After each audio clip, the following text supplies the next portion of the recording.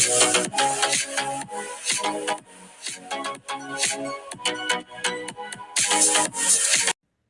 may be wearing this Superman shirt, but Superman ain't saving shit. Welcome to another episode of the Inner Circle Podcast. I am your host, Charlie, with my Charlie's Angels. I would definitely save these girlies.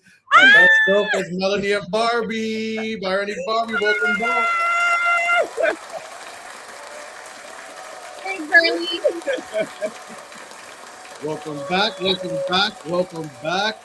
Byronique, how are you? Always good to have you back. And today we want to bring you back. How are you? I'm good. I'm hanging. Ready for the summer. Yes, we are. Melanie, how are you? How was your Memorial weekend? It was good. It was chill. I'm living. Living. How was yours? I was at our nation's capital.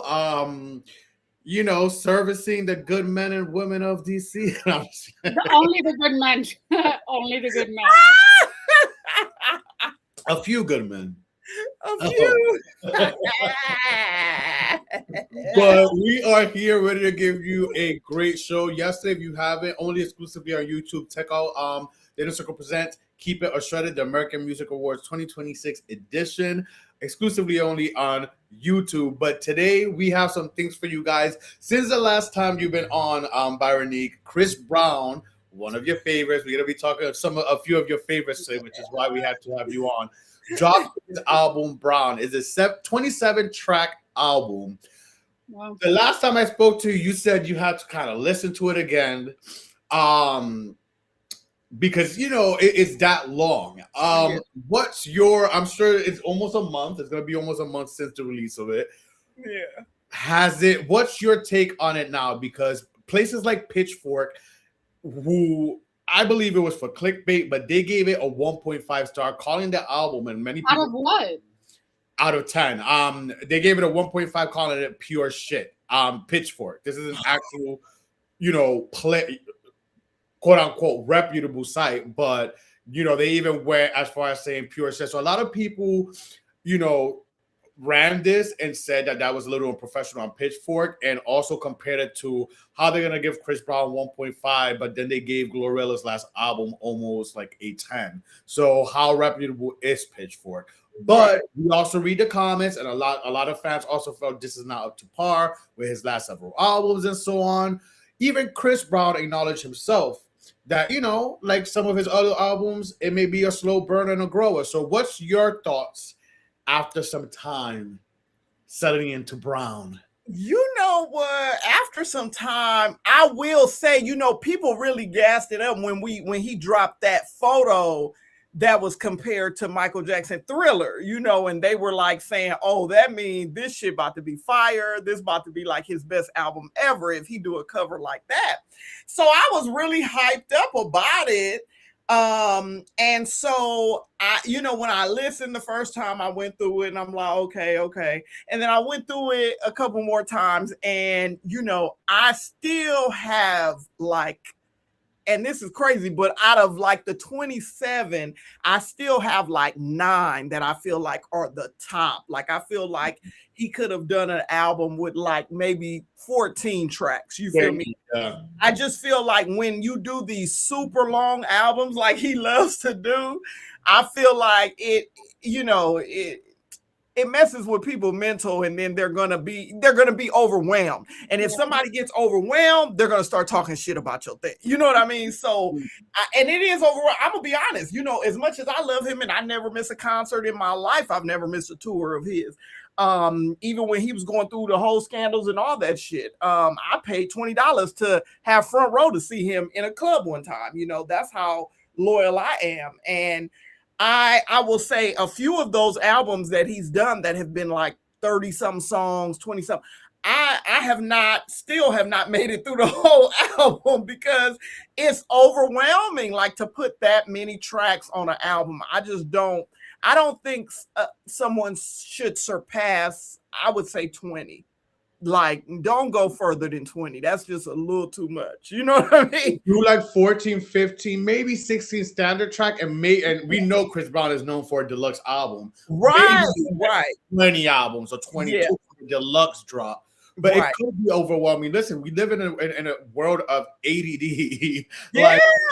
People have attention deficit disorder that they cannot sit there through a whole album like we used to back in the day. Right. It was an experience. Now it's like, what, 27 songs?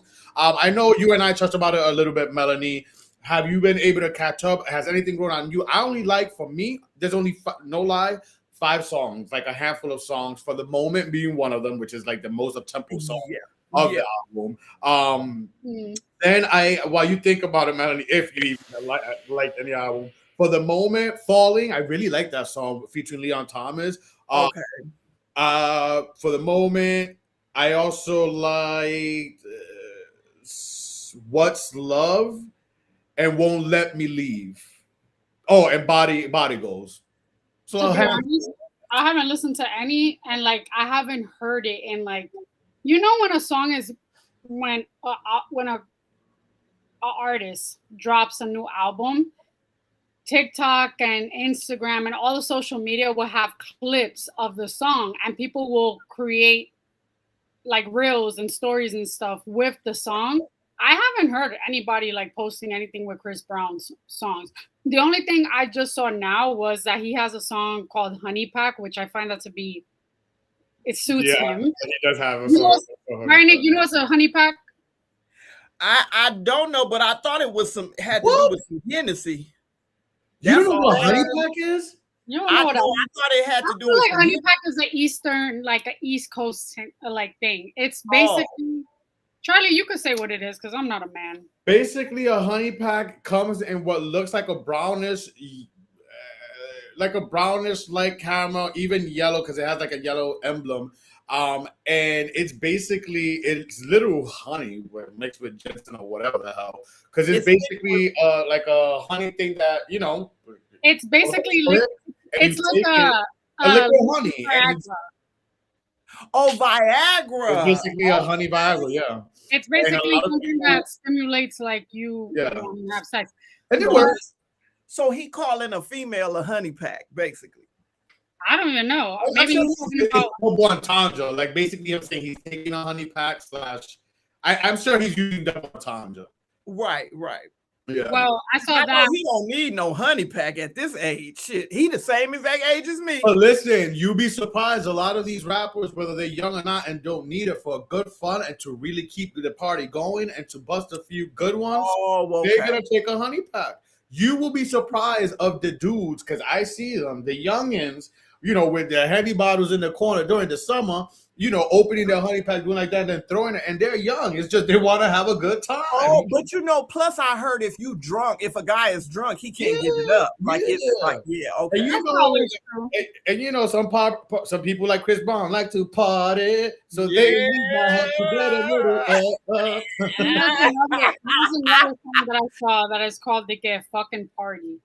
So with Vybz Kartel. Well, you know, I do like that song too. I do like that song. But one of the comments I read actually was Chris Brown needs to grow up. What is he doing singing songs like Honey Pack, Fucking Party? Now listen, I'm sorry, but we 40-year-olds still like a honey pack and to fucking and party. Like to party. Like people need to stop playing because I don't know if people realize this, but people are living a lot longer and they're like remaining younger and doing young people things in their 60s. My fucking auntie, the bishop, in her 60s is still fucking fighting over married men, baby.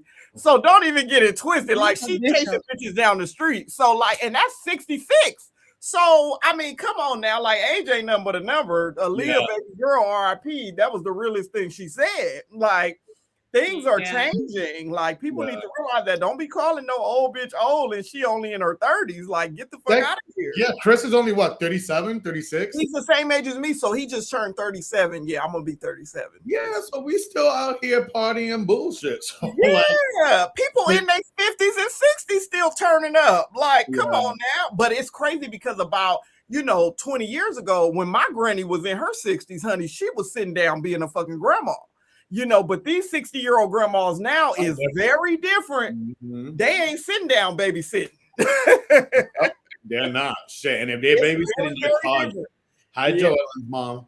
But speaking of music, One of your other favorites, dropped an album literally the week after called Iceman. And funny enough, that Friday you and I spoke where you yourself didn't even know. You knew Iceman came out. Yeah. But later on, it had to be late afternoon for you and evening for me when we were chatting.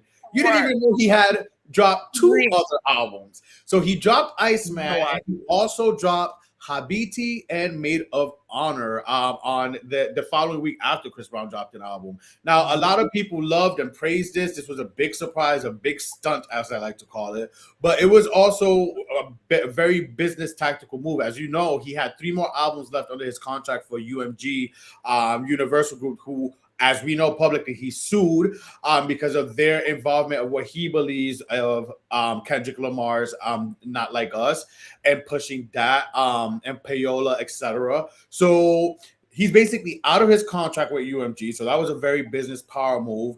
But he surprised the world. He dropped the album. I woke up that morning to listen to Iceman, as I mentioned to Melanie last week on the podcast, and then found out that there was 2 other albums. And when I found out that one of them was Dance and it gave Take Care vibes, I initially stopped listening to Iceman and went to Maid of Honor.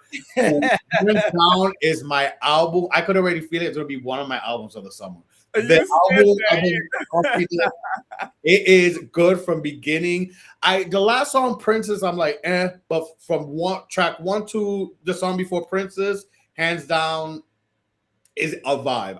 That's my favorite album. That's what I've been listening to. He did that. I have to give it to Jake. He did that with that album. Now, have you been able to listen to the 3 albums since? You know what? Like I told you, I am so overwhelmed because, okay, Chris Brown dropped his album, and then Drake gonna drop 3 albums, and I had no idea that was the whole story behind it. So it makes perfect sense, why he would do that.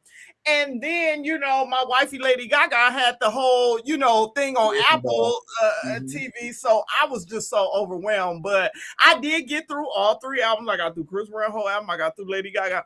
And I would have to probably very much agree with you on that Maid of Honor.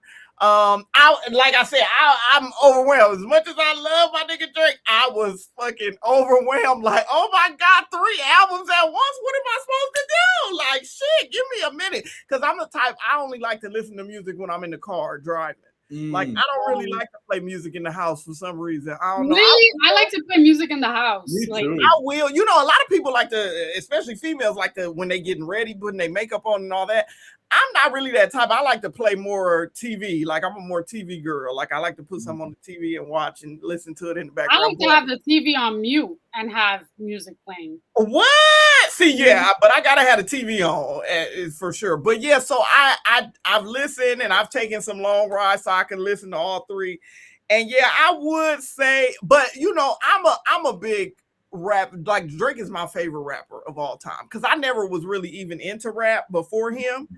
And then when he came out, I actually started memorizing lines of his fucking songs and shit like that. And same with Drake. I've never really missed a Drake concert. I can't think of a Drake concert tour that I ain't been on. And so I really love it. But I do think the Maid of Honor is what takes the Maid of Honor is dance, right? It's more of a dance one. Yeah. I have it. I've only listened to Iceman. BBW, road tripping, outside tweaking. Like, it's a vibe. It's a summer vibe album. Yeah. I feel like it gives that vibe of when Beyonce came out with Renaissance, and it was right before summer, and it was like dance and everything, and it had those bangers that you definitely could hear played in the club. Cheetah Print is gonna. I can see it at with the slide to the. One I like you could that's the one with Sexy Red. What was that? Yeah, he got Sexy Red on a few songs. That's the song with Sexy Red. Yeah, it's called Cheetah Print. It's a good album. That's my favorite album. I was able to listen to Iceman on my way to DC, so I heard the whole thing. That's a longer album, a little over an hour. I heard it. It's not bad. It's a hip hop album. You know what I mean? For the hip hop heads. I'm not, like you, growing up as a kid, hip hop wasn't like my number one. I actually used to hate rap. I used to be mad that my mom and her boyfriend used to play it. I'm telling my grandmother, you're listening to curse music. I know what last I was. Yeah, I used on Iceman. It would have to be Janet. Shut the fuck up. Like you know what's crazy? That's the one song I don't like. What? I don't like it because I feel like it's already been circulating so much, and like he took that beat from Likey Lee, that Swedish singer that he used to collaborate with. Oh, I don't know. I don't like it. I don't like it. I like the song with Future, and I like the song with 21, but yeah, that's the thing. It's like, how you gonna put Future on your album when he was just going against you with? I ain't even finna get into all that, but that just shocked the hell out of me. I'm like, why is you? Well, first off, I was shocked that Future would even come at him because it's like you and Drake did a whole album together in the past. Yeah. So why all of a sudden you a lot of people do albums in the past and then they end up beefing. Maybe this song was done a long time ago and he needed to have a certain amount of songs in the album. Oh, okay. Put it out and released it. Or maybe he did it. What is he, a Scorpio? Maybe he did it to get people talking and being like, didn't you have beef with so-and-so? So right. Because I clocked that real quick. Like, what's this tea, bitch? Why you got him on this album? That was the first song I listened to. I was like, oh, I like it. I love Future. Right. Well, my message to Drake, although we know why he did the 3 albums in particular, but my message to Drake would have been if he really wanted to shake the tables, hi K Michelle, and really get, he already had people talking with this 3 album drop. What he should have done, Drake, what you should have done is drop a 4th album, a Latin tinged album, because you have done major collaborations with the like of Romeo Santos, Bad Bunny, just to name a few. That would have catapulted you and had the masses and more viral hits out there with the Latinos, because a lot of people already call you Champagne Papi, think you're Dominican. You should have definitely dropped a 4th album, Latin tinged, infused. You would have shut things down. Right. Or he could have skipped that other one called and then had that as the thing. So you skipped what, Habiti? You didn't like the R&B one? Habiti, yeah. He could have. You didn't like the R&B vibe ones? He gave you. Yeah. I mean, I do love when he sings, but I love my rapping Drake. Well, before we get into a conversation that I think a lot of us Americans right now in this day and age could relate to. We're speaking music, so let's have a little fun before we get into some real conversation here on the Inner Circle podcast. Before we get into that, speaking of music, let me put you ladies head to head. Last time Byronique won with our Michael Jackson game versus Melanie. Now let's go into lyrically correct and see which one of you. It better not be like I'm Chris Brown or Drake. Here we go. Here's Arano, lyrically correct.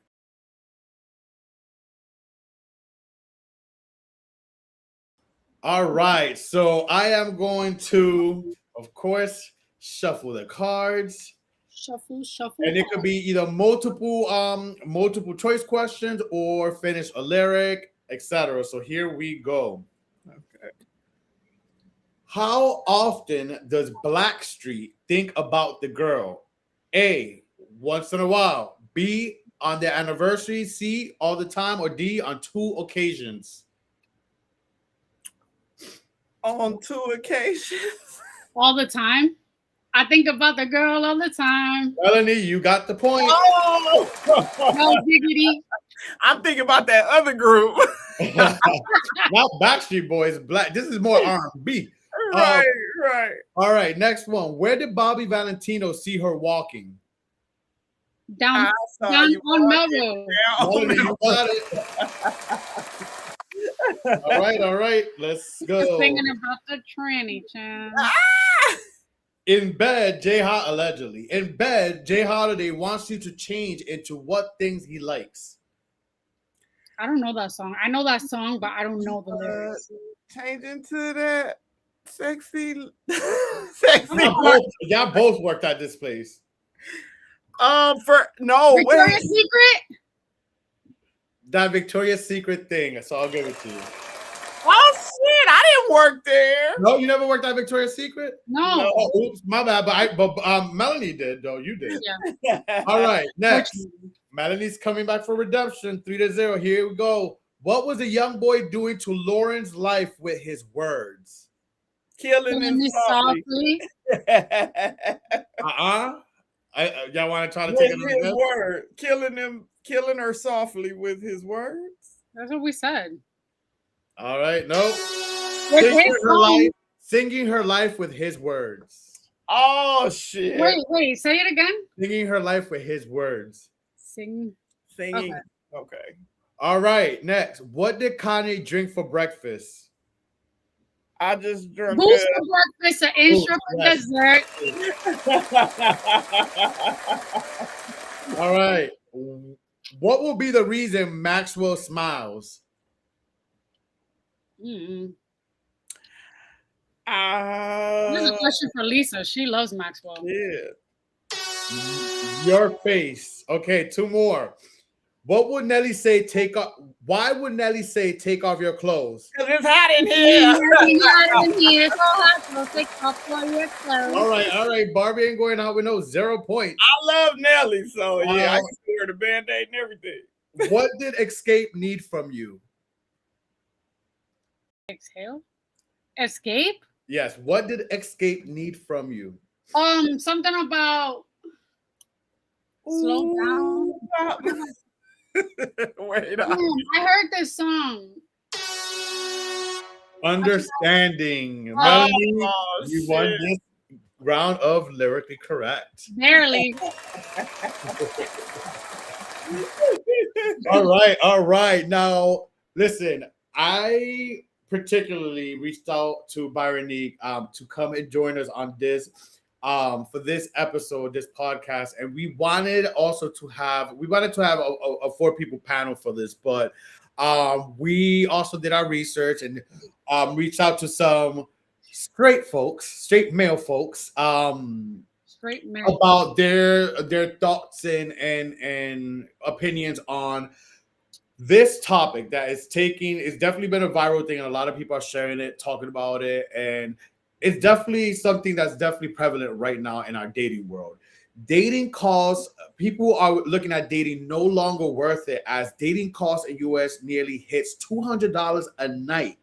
As Half from Single says, is no longer worth dating. I wanted to go.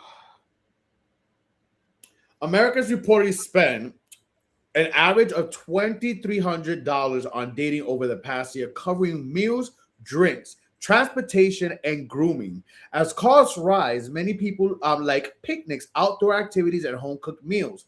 The survey also found younger generations are feeling the biggest impact, with millennials spending around $252 per date and Gen Z averaging $205. What are your thoughts? Okay, according to the 2026 Real Financial Progress Index, the average date in the U.S. now costs $189, up from $168 last year, while nearly half of single Americans said dating no longer feels financially worthwhile.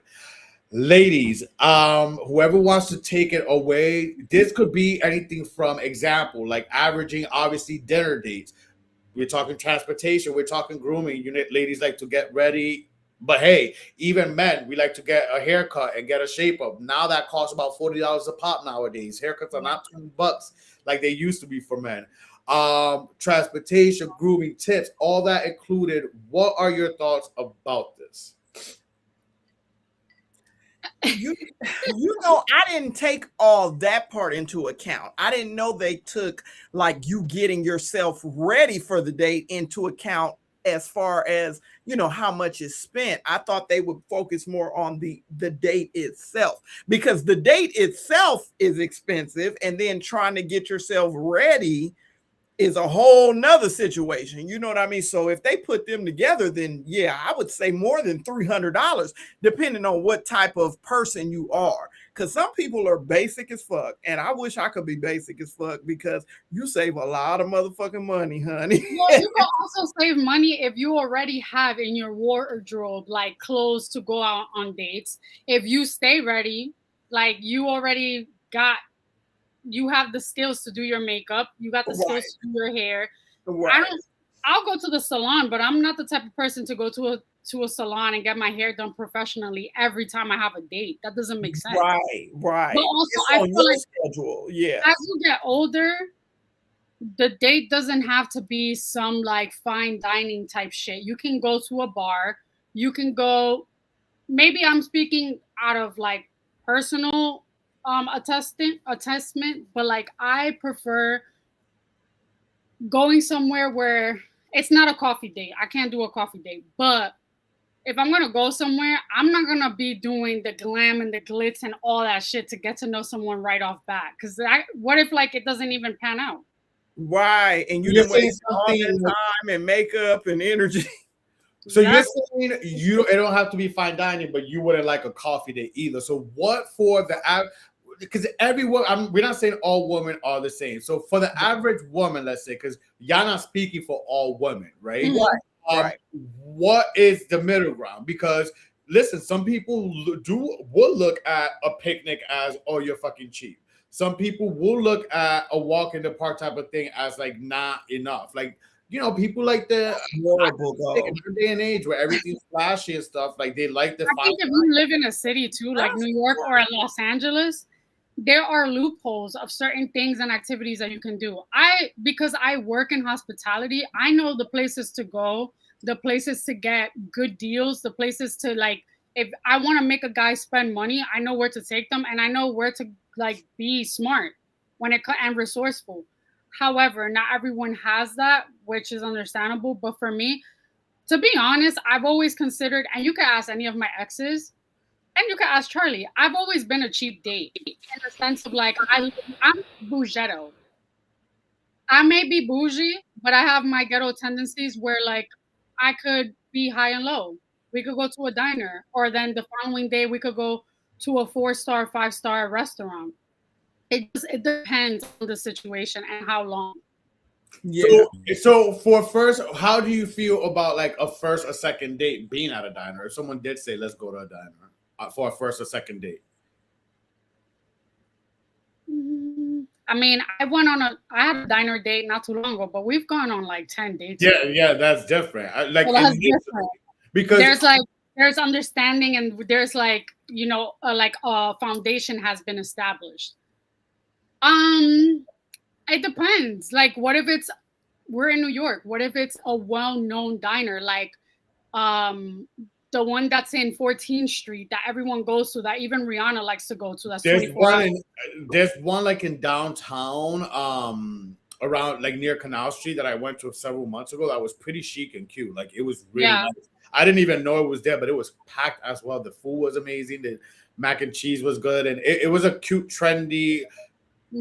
Diner type feel. So listen, it all varies. Also too, I don't think you guys watched that love story, the John F. Kennedy Jr. and Caroline Bassett. I just started that. I just started. It's so good. Let me know how you like it. But like their first date, they went to this Indian restaurant that to this day is still in the East Village, and it is fucking cheap. I think the most expensive thing on the menu is probably like $30 or something like that. And just the vibes and the scenery of the restaurant gave it like first date vibes.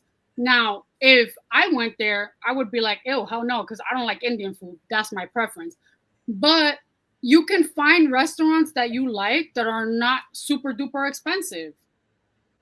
I don't think there shouldn't be a cap or a minimum. Well, now let's take it a step further, because in a day and age where women want to be very independent, and in a day and age where a lot of people are just going out for meals, let's be real. Some people are not finding it worth it to go on dates because, again, there's people just going out for meals, and that's fine. Not knocking that. Yeah. But with that being said, should women also be responsible for paying first dates, or maybe going half on a first date? I think whoever invites should be the one to pay. If you invite me out and you want to go out for drinks or want to go out for dinner, I think you should pay. But I also feel like as a woman, especially me, a very independent woman, I'm paying for my fucking Uber, and I'm also going to like offer to pay the tip, or if I don't like the situation, I don't see myself dating this person, I'm going to offer to pay half, because I'm letting you know right now, me paying half, you're never going to see my face again. So if you pay, well, so basically, if Oh, you're paying half, you're not interested because you think they should pay the whole thing, or No, ask me doing my part. what about you, Byron? Because most females ain't finna do that. Even if the nigga ain't finna never see them again, they gonna be like, "You pay this," especially if you invited me out. But that's the thing. That's what also makes it complicated because we also live in a day and age where people are very vague, and we've spoken about this on the podcast before. Of like they want to chill with you, but they kind of pussyfoot of how they invite you. They don't want to be the one maybe for the reason because they don't want to be the ones to say let's hang out and have the expectation because they initiated it to pay. So they go around and these little cryptic things, which I'll touch on later on. They go around these little cryptic ways of asking you like what's up or thing, but don't want to really ask you let's hang. Yeah. Well, I've given you advice about this because I have seen it firsthand in situations that Charlie has shared and other friends of mine have shared. I think if a person initiates this, oh, we should hang out sometime, the best response you should have is, great, let me know what day and time works for you and we can schedule something. That's it. Leave it, balls in their court. If you see that they're talking about like, oh, there's a restaurant we should check out, great, let me know the day and time and let it be. And if they don't circle back, it wasn't meant to be. There's so many people that are actually willing to make plans. You need to have discernment. You can't just like entertain someone that's going to give you this open, like basically this open response and not try to execute it. Like that's a waste of time. Yeah, it is. I've told Charlie in many instances before, when he has, all these guys all Google Gaga for him wanting to hang out, but then they're not even trying to initiate a hangout, not even a hangout, because I don't want to use the word hangout, like an actual date, a proper date, or even taking him out to drinks, don't entertain it or don't engage. And also your space, don't bring people in and out of your space, because just because dating is getting cheap or getting expensive doesn't mean that you need to let anybody come into your house or come into your space. Well, see, that's something niggas been doing. They've been talking about let's just come to the crib. When I was in my early 20s, that's all niggas wanted to do. Yeah, and no, you should not entertain it. Let's you just should come not to entertain the crib. Let's the just only time I'm actively dating, and the only time that I feel comfortable enough to like hang out with a person is if I see longevity with this person. Mm-hmm. If he asks me to come over and have like a cooking date, fine, of course I'm down, because not only are we spending time together, but it's also an activity, and also we've hung out enough times outside that we could take it indoors. But if off the rip you already want to be hanging out later, you already know what that means. They trying to hit it and quit it. You're trying to use my Netflix account and my HBO Max. Well, Charlie's HBO Max account. And then they gonna kick your ass to the curb and they gonna be on to the motherfucking next. That's what that's about. I forgot to say this, Charlie. Somebody hit me up asking for my HBO password, and I was just like, no, that's my best friend's, and like I don't even talk to you, so get away from me. Oh, these motherfuckers. I thought that today when X-Men 97 dropped the trailer, I was gonna post, nobody better ask me for my Disney Plus, but that's a different topic for a different day. But so for back to the dating talk now, some men we did take try to extract some information from some straight men and their thoughts. Some said that they feel that's let me read what people said. Yeah, go ahead, because you have some feedback of what people said. For me now being a single guy, and basically I'm not rushing today. I'm not hard up and I'm not sitting here lonely like, damn, I want to go on a date. Like when it happens, things like that. I would say it is harder to date. And again, I'll elaborate on that later on my note, not today, coming up very soon, but it is getting harder to date. A lot of people are just looking for a free meal, a free home, a free bed. My thing, I'm sorry, but just like I place people in certain categories in my life, depending of how you are or whatever with me, I'm gonna do the same thing with people I'm getting to know. You know what I'm saying? Unless like I really have like, I don't know, like I just feel it. I just feel it inside. I'm not rushing to take you out to a nice restaurant. It's gonna be something more like low key. I actually have a friend who said, unto the right one, unto then, we're gonna be meeting at Popeyes.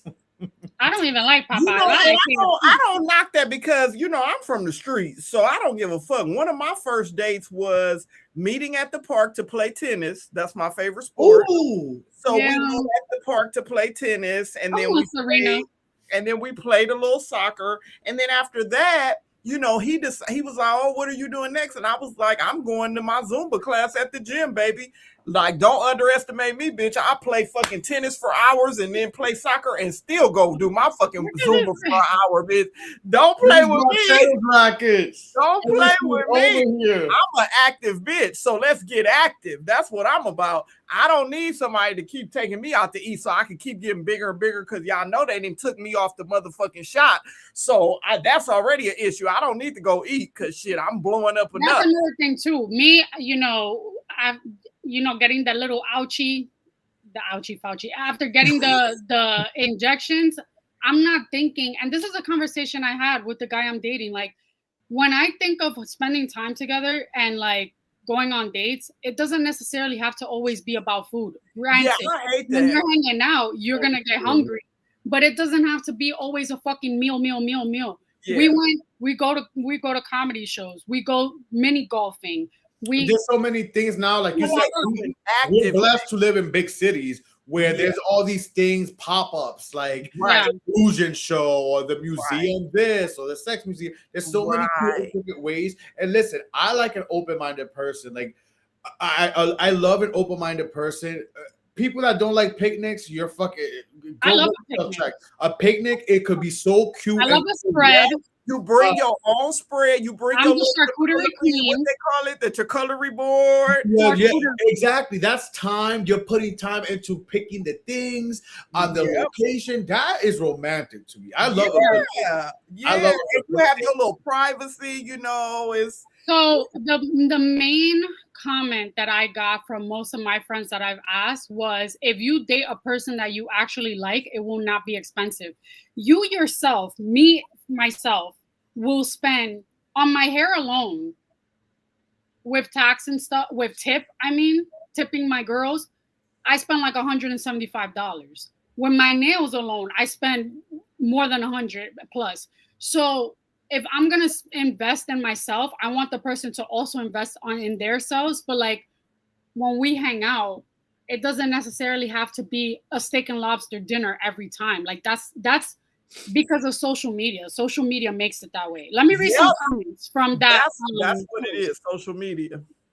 Someone said, I spend $75 to $100 alone. Date people who you like so money won't be a deciding factor.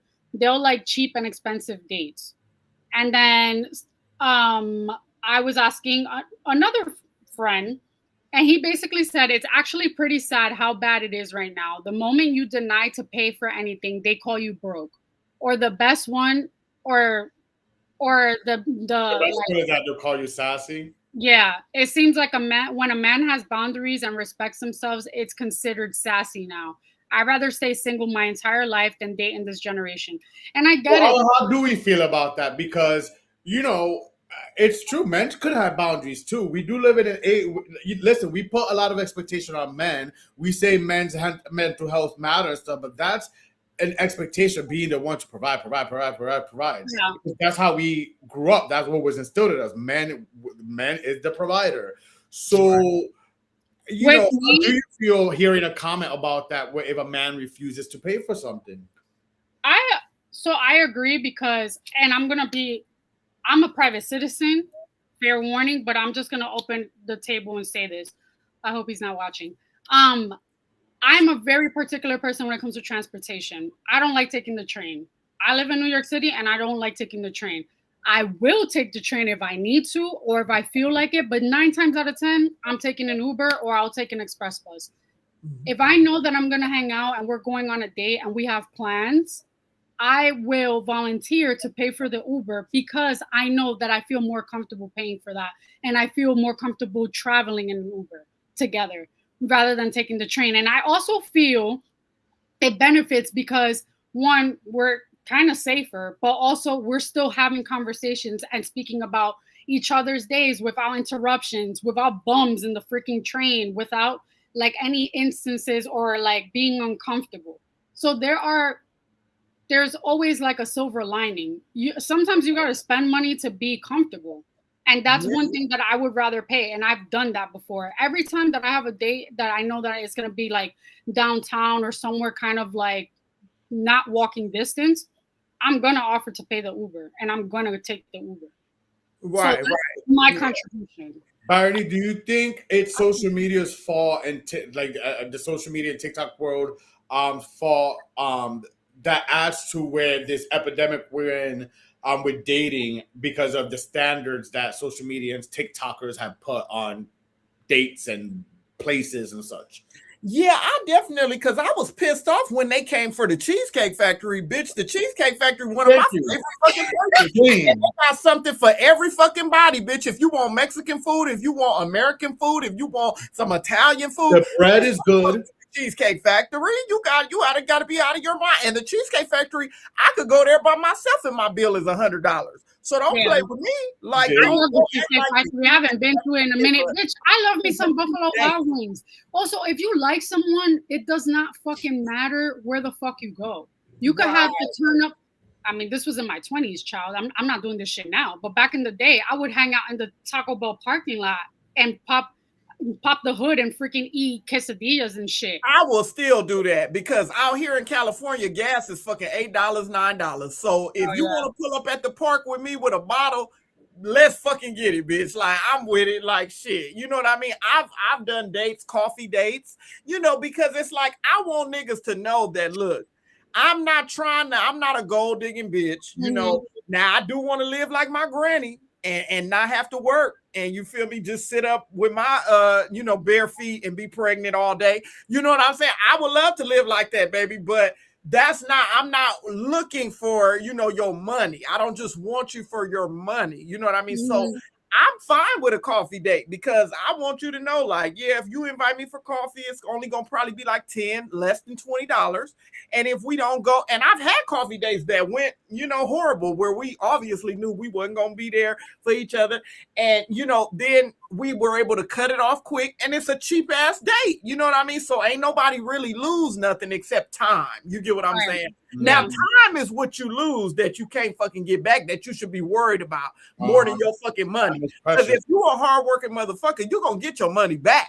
You know what I'm saying? So you shouldn't even be tripping on that unless you really just one of those vultures that's looking for somebody to take care of your ass. And that's all you care about. You don't care what their personality like, as long as they're willing to take care of you. You know what I'm saying? So I don't mind a coffee date. I don't mind a date at the park where we just playing a game and having some fun. We could slap cars, slap dominoes on the table. I don't care about none of that shit. I've done that before where I've had a coffee date. And to be honest, it did help because like you get to see if there's any like chemistry. Right. But also if there is chemistry and you guys are feeling each other, maybe it'll move to like going to the park or then let's go to a museum that's nearby or whatever. Like it doesn't necessarily just have to end there. Right.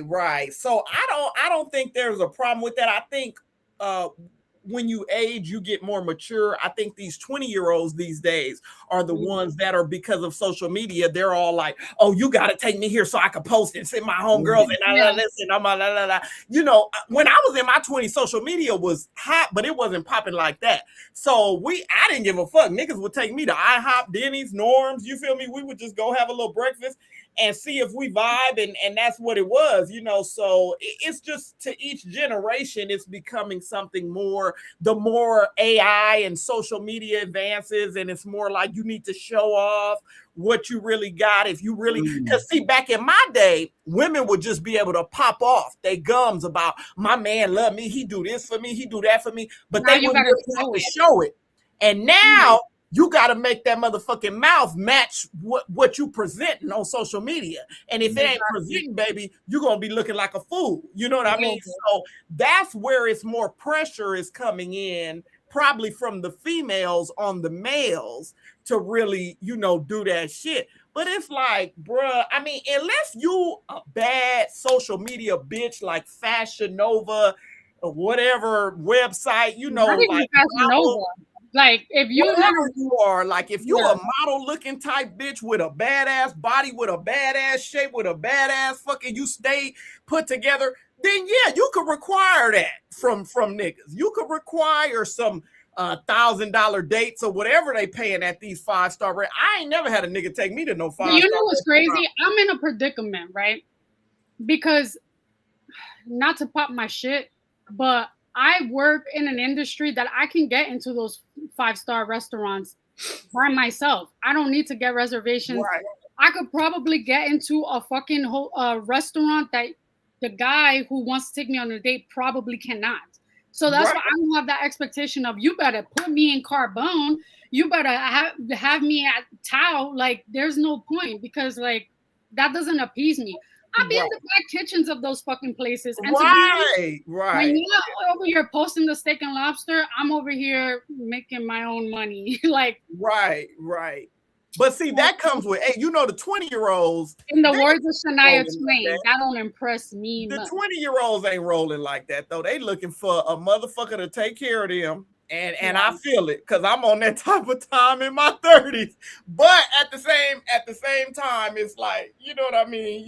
You got to be reasonable. And, you know, things are hard. You know, people is struggling. You don't know people live in situations. We got real adult bills to pay. It's real adult fucking problems. People, parents, then put them out on their ass. People is living in their cars and shit. I mean, you just don't know what somebody is going through. And also, I feel like age-wise, we're at the age where like we're starting to see the transition of like our parents took care of us. Now we're starting to be the ones to take care of our parents. So my money is invested in my family. My money is not gonna go to you better take me to this seafood extravaganza. Like I'm not thinking about that shit. I'm thinking about holy shit, what's gonna happen with my parents when they can't even retire right away and health issues happen. So I feel like that is focused more so on us, like that whole thing about spending too much money. But also I feel like there's loopholes because if you want to invest your time in the right people, you would be picky about who you date and then you would spend as much as you want on that person. What's that? Yes, definitely be selective on who you date, but you initially when you meet someone, because you're dating, obviously, so you're meeting new people. You don't know exactly who these people are until you go on a date. No, but you could get to know someone without going on a date. You guys can have a conversation, multiple conversations, and see if there's chemistry or not. And then when you guys meet up and decide to go on the date, it doesn't necessarily. There are different ranges of like places that people can go. For me, I'm being selective. Like I said, I'm single and ready to mingle. But I'm not. That's why people think like I'm left and right everywhere, dating and doing Paul Peter and everywhere. But that's not the case because I'm selective. 2, I'm not lonely and pressed and needy. I could do bad all by myself. A word. Again, listen. You place people in categories. You have your little fuck buddies, and if you want to get off, hey, what up? Yeah, why don't you? And you know what I'm saying? Hey, you know how to place people. I myself, I'm at a point. I just turned 40. I'm investing in me, myself, and I. High flow. That's where I'm at. It's investing in myself, and if someone worth it enough comes along the line where I feel like, you know what? No expectations, but I do want to hang with that person. I will be the one to initiate the date. That's how it's gonna happen.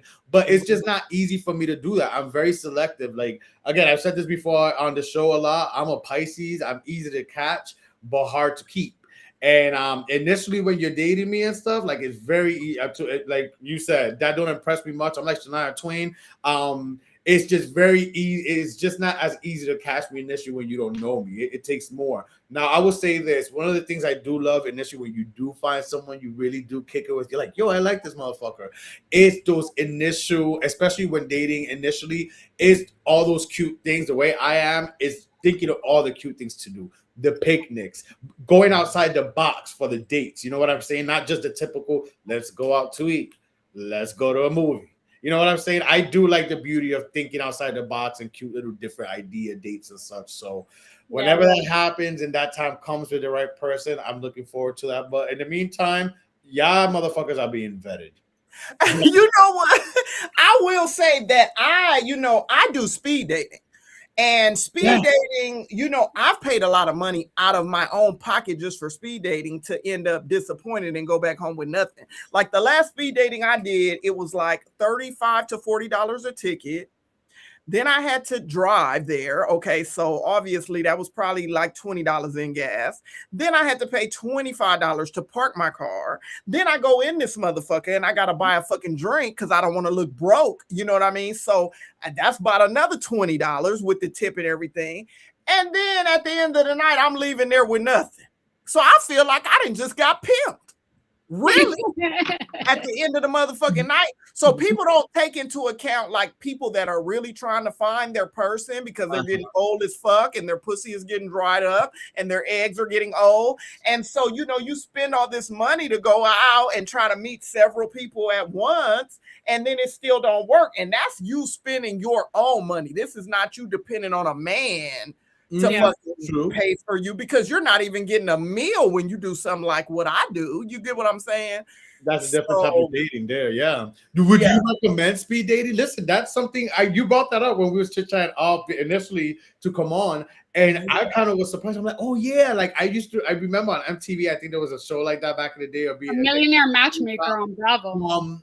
Would you recommend speed dating? I know I would be open to do something like that. And even recently, before I let you answer, I even thought, Melanie, I would even be open now at this grown age that I am to a blind date. I would let like someone set me up on a blind date.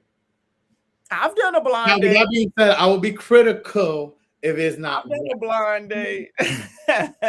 But so would you recommend speed dating? I still, even though I haven't had any luck, and I've done probably about 5 or 6 speed datings in my lifetime so far, I would still recommend going out for it, because now I do realize that they do have you, if you really dig deep, and do your research, you could find some speed datings that are free or like close to free, you know what I mean? So I would highly suggest it, because it's at most, you're getting out of the house, you're using your social skills, you're staying up to date, you're getting to talk to different people, so that it's kind of like a training you know what I mean, for when that right person does come along, hopefully, sooner than later, that you'll be ready and you won't be so shaky and nervous and things like that. So I take it as more so like you're almost paying for a class sometimes. You know what I mean? Try it. I'm open to it. The way your mind expands and the things the taste you acquire as you get older, things you would have never thought. As you get older, you don't give a fuck, because you're more so set on things that you want to do because they have a purpose. I've heard about speed dating here. I think Lisa has done speed dating, and I was open to it, but there was a place in the city, a restaurant called Soho Park, and they used to do speed dating, and it was very popular. Mm-hmm. But then after a while, it started, like, the demographics started getting younger and younger, and it was more catered to like 20-year-olds, and I was like, I aged out. I don't want to do it no more.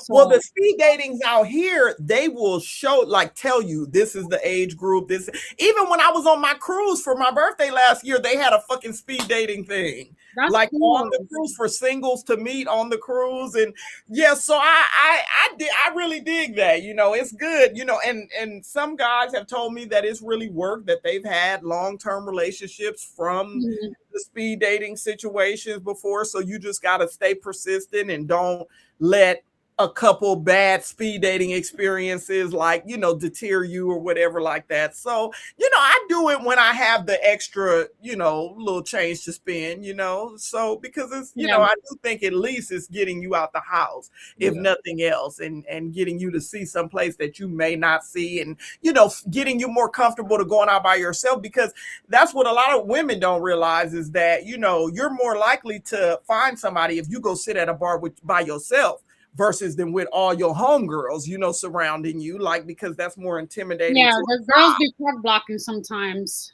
And that too, you know. So, you know, I've always, ever since I was in my early 20s, probably 18, 19, I go do a lot of shit by myself. So I ain't never had a problem with going outside by myself. Okay. I will never forget Vegas on my birthday. Byron going to fucking, what's this man's name? Gordon Ramsay. Gordon Ramsay to go get that toffee pudding cake. Yo. I said, she was like, where you going by yourself? I said, girl, I'll be fine. This Vegas, baby. I didn't know. So scared. You know me, Mother Bruce. I was like, meanwhile, he was like, where you going? I was passed out. And no, but like, I'm accustomed to you guys doing that, like when we travel, so it's fine. But like at the same time, I was like, where's she going? I'm scared.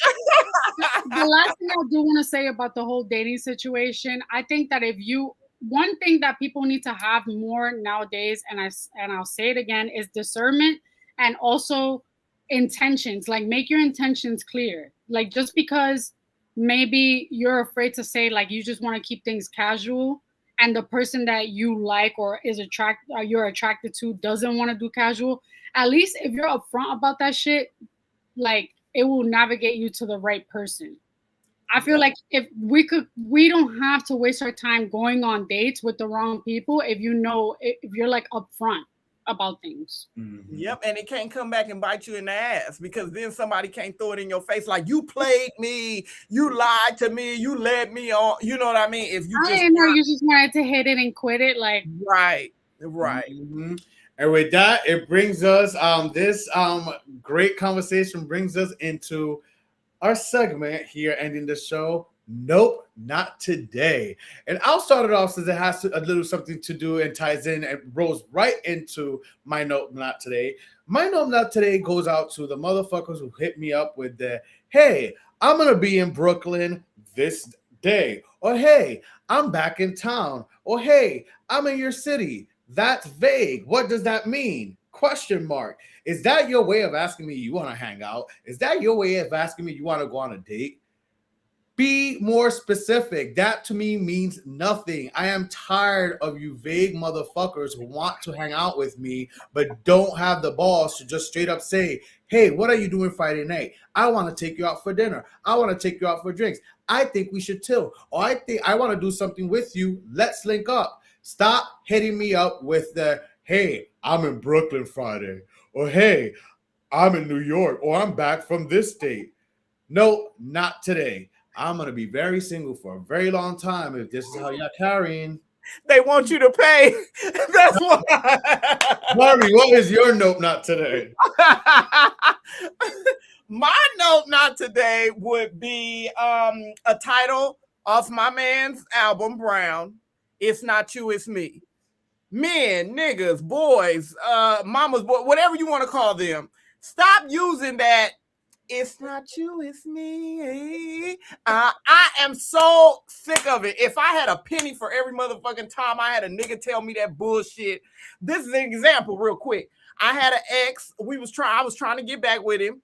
I told him, I said, you know, what's going on? He's like, oh, my life is pretty fucked up right now. You know, I'm all over the place. I need to get my life together before I try to bring somebody else into it, which is very true. Clock that T.